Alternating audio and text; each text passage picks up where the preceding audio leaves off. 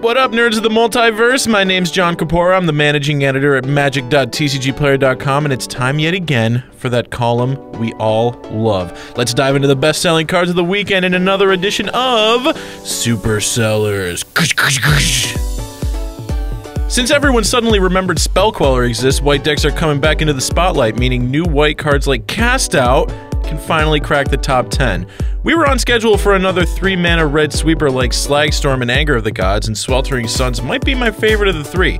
It gets swarms of little creatures dead, and it's main deckable since it can be cycled away in matchups where there are no little creatures to lay waste to.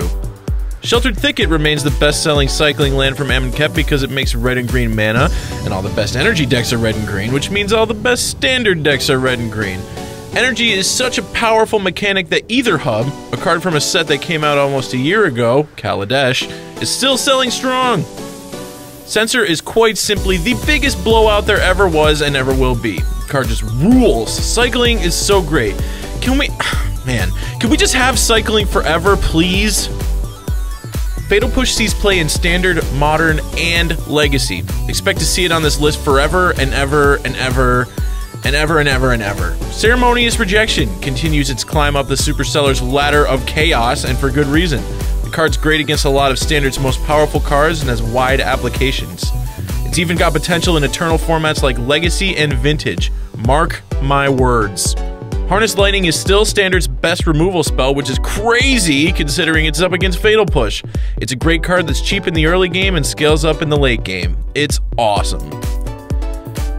Full art lands continue to sell really well, and I continue to have nothing else really to say about them. This week, though, the #1 spot goes to, drumroll please, Dubious Challenge. Yeah. Someone clearly thought they broke it and bought a bunch of copies of Dubious Challenge. They didn't break it. I'm telling you right now that they did not break it. I promise.